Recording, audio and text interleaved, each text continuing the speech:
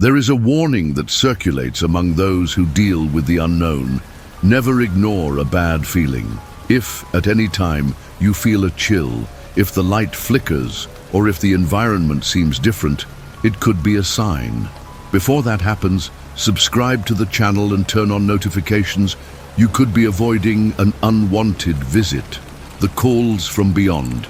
Terrifying accounts of phones ringing in coffins. Antonio Cardoso's death was a shock to everyone. A healthy 47-year-old, hard-working man and father of two, he passed away suddenly from a heart attack on a Sunday morning. His wife, Marta, was inconsolable, unable to accept that the husband with whom she had been talking about breakfast minutes before was now lifeless. The wake was held on the same day, organized by the family in a small town in the Brazilian countryside. Friends and relatives attended in large numbers to pay their respects. But there was an unusual request from the wife. She insisted that Antonio's cell phone be buried with him. He was very attached to that phone. He always said that if he could, he would take it to the other side, said Marta with a melancholy smile. The family granted the request. The cell phone, an old model with a keypad, was placed in Antonio's suit pocket before the coffin was closed. No one saw any harm in this, just a symbolic reminder of something he liked. The burial took place without incident. After the farewells, the coffin was lowered into the grave and earth was thrown over it.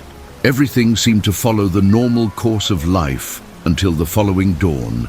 It was 2:13 a.m. when Marta was awakened by the insistent ringing of the house's landline. Still groggy from sleep and overcome with grief, she hesitated before answering. "Hello?" The silence on the other end of the line was deafening. But after a few seconds, the sound of static filled the call. "Who is it?" she asked, her voice failing. Nothing, just a muffled noise, as if someone was breathing heavily on the other end. Marta felt a chill run down her spine. She hung up, trying to convince herself that it was just a prank call or a wrong number, but the phone rang again. This time, her son, Lucas, 18, got up and answered before his mother. "Hello." Again, silence. But in the last few seconds before the call was cut off, he heard a low, almost imperceptible whisper, "Marta." The boy froze. When he looked at the screen of the landline, he realized that a number was registered, his father's cell phone number, the same phone that hours before had been buried with him. The whole family woke up, trying to process what had happened. Antonio's cell phone had been turned off since his death. Moreover, there was no way a phone buried almost 2 meters deep inside a coffin would still have the battery to turn on. Desperate, they tried to return the call, but it always went to voicemail. They decided to ignore the incident and believed that it could have been an operator error. But in the following days, the calls continued. Always in the middle of the night, always from the same number. And with each call, the whispers became clearer. Now, in addition to calling Marta's name, a new phrase could be distinguished in the static: cold, dark. Marta began to have nervous breakdowns. She believed that her husband was trying to communicate, but to say what? That he was still conscious in some way, that he needed help. Desperation reached its peak when, one night, Lucas answered and clearly heard his father's voice. "It wasn't my time." That was enough. The family sought out the town's priest, who recommended exhuming the body and holding a new farewell ceremony. Reluctant, but without another option, they followed his advice. 2 days later, the exhumation was authorized. Some family members accompanied the procedure, but Marta and the children preferred to wait outside the cemetery. The gravediggers opened the coffin and immediately smelled a strong, strange odor, more intense than expected. But what they saw made them take a step back. Antonio's body was not in the same position as when he was buried. His arms were bent irregularly, as if he had tried to get up. His fingers were twisted, the skin on the fingertips wounded and with splinters of wood from the coffin itself. But most frighteningly, the cell phone was still there next to the body. The screen was cracked, the casing scratched, as if he had desperately tried to use it. The phone was removed and handed over to the family. When they turned it on, They realized that in some inexplicable way, it still had battery, and there was an unsent message on the draft screen. It simply said, "I'm still here." Doctors stated that there was no way Antonio could have been buried alive. The report confirmed death by heart attack, but the grave diggers who participated in the exhumation swore that they had never seen a body move that way after death. The family chose to hold a new wake, this time without the phone in the coffin. After that, the calls ceased, but Marta never slept peacefully again. Every night before going to bed, she looked at the house's landline and waited. She waited for it, somehow, to ring once again. But the silence on the other end was even more terrifying.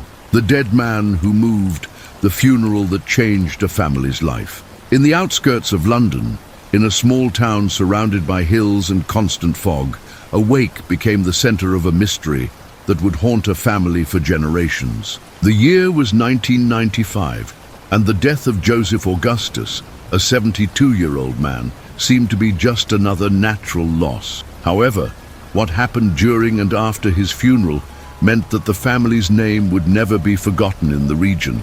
Joseph Augustus was a respected man, a farmer who worked in the fields all his life. When he passed away, his family decided to hold the wake in his house, as was the custom at the time.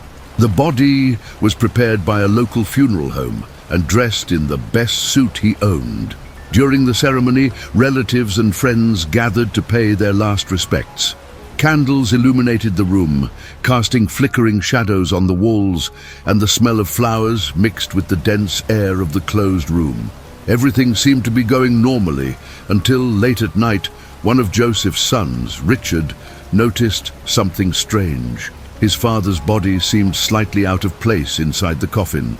At first, he thought it was an effect of his own exhaustion, but when other family members approached, they noticed the same thing.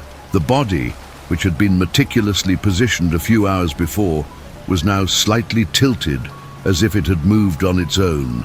Discomfort grew among those present, but everyone tried to convince themselves that it was just an effect of the coffin's position. However, when the widow, Mary, approached for a final farewell, her scream cut through the silence of the night. "His eyes are open." What followed was chaos. Some people fled the room, others tried to calm Mary, while the bravest approached to confirm what had happened. In fact, Joseph's eyes, which had been closed by the funeral home, were now ajar. But that wasn't all. His lips also seemed slightly pursed, as if he was trying to say something. One of the family's uncles, a man of faith, suggested that they pray. As they did, the candles surrounding the coffin began to flicker abnormally, some extinguishing on their own. The next morning, the funeral home staff were called urgently. They claimed that the eyes could have opened due to natural muscle relaxation after death, something rare but possible. However, no one could explain the marks on Joseph's hands, which now had deep scratches on the fingertips. They looked like marks from someone who tried to hold or scratch something desperately. Even disturbed, the family continued with the burial. Joseph was buried in the local cemetery, and for a while, everything seemed to have returned to normal. However, the strange events were far from over. A few weeks later, Mary began to hear noises coming from outside the house at night. There were light knocks on the door, followed by an almost imperceptible whisper.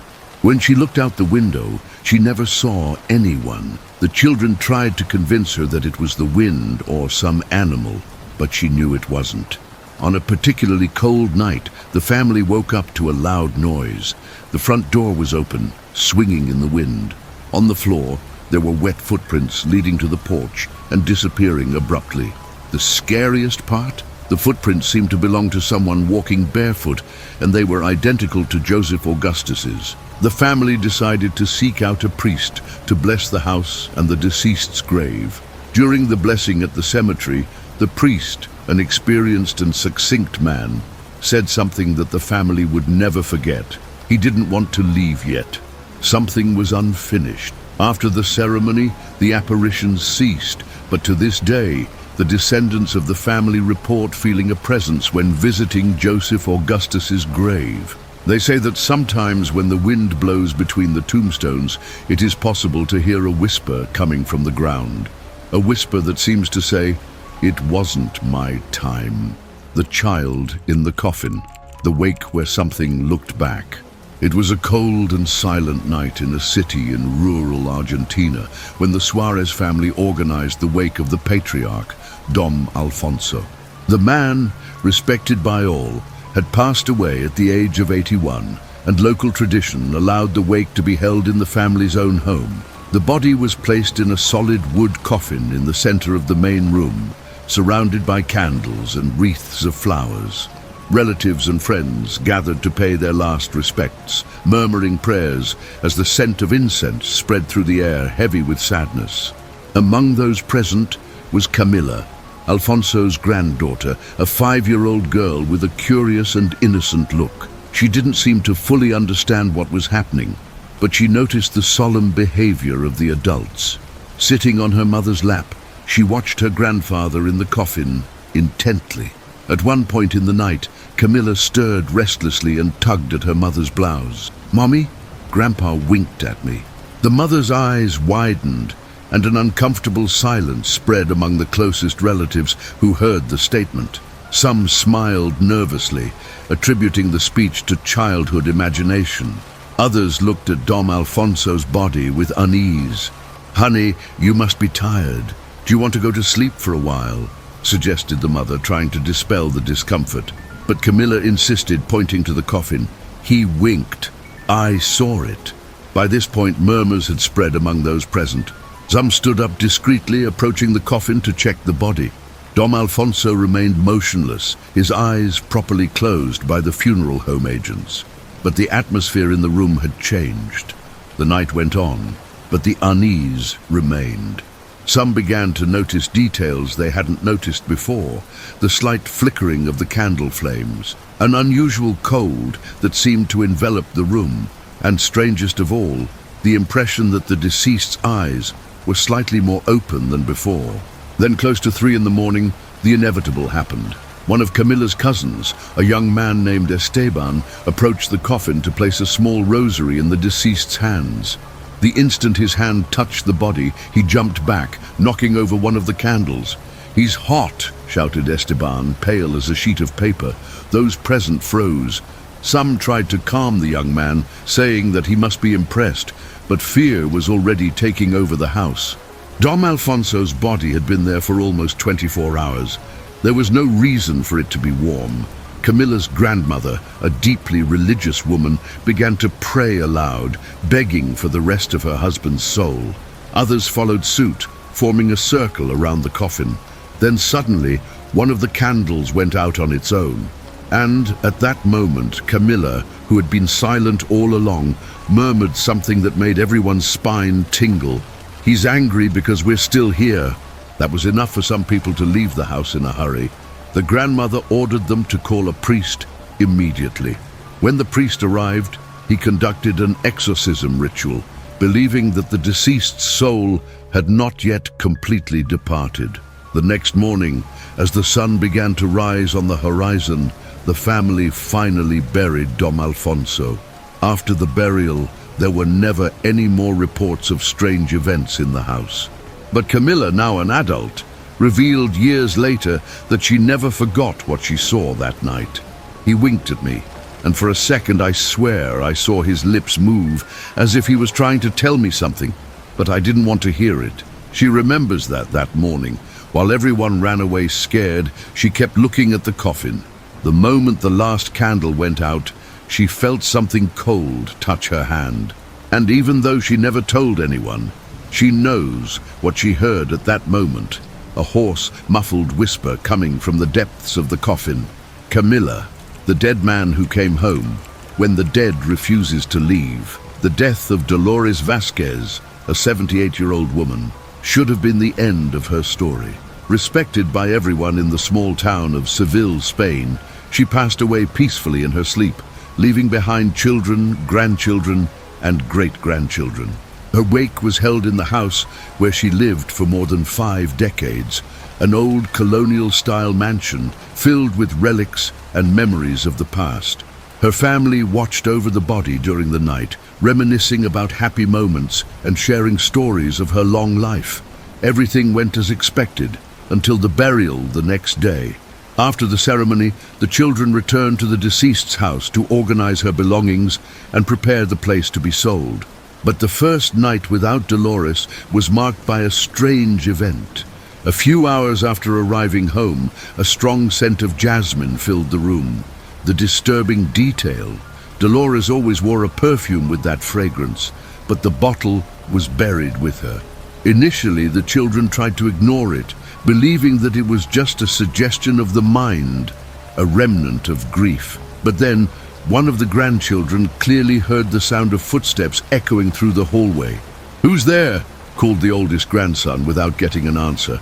That night, no one could sleep well. Doors closed on their own. The clock in the living room stopped exactly at 3:33 a.m., and Dolores's old radio turned on by itself, playing a song she loved. Gradually, the family began to suspect something terrible. Dolores had not completely departed. In the following days, the events intensified. The chairs where she used to sit were found pulled out, and the bed where she slept appeared with the sheet crumpled, as if someone had lain there. But the worst happened when Dolores's daughter-in-law, Carmen, decided to light a candle and pray for her soul. While reciting a prayer, the candle flame suddenly went out, and then everyone in the house heard a loud knock on the front door. Not a normal knock, but a deep and insistent sound, as if someone outside was demanding to enter. The eldest son, Jose, gathered courage and opened the door. The cold that invaded the house was not natural for that time of year, and in the middle of the silent night, he swore he saw, at the end of the street, a figure that looked like his mother, dressed in the same clothes in which she was buried. Terrified, the children decided to consult a priest who recommended a final farewell. During the mass held in the cemetery, Dolores's soul was asked to find peace and go its way. It was a moment of great emotion, and strangely, after that, the phenomena ceased. But some say that if someone passes by Dolores's house at night and pays attention, they can still smell jasmine in the air and hear the soft creaking of the rocking chair on the porch, as if somehow she had never really left.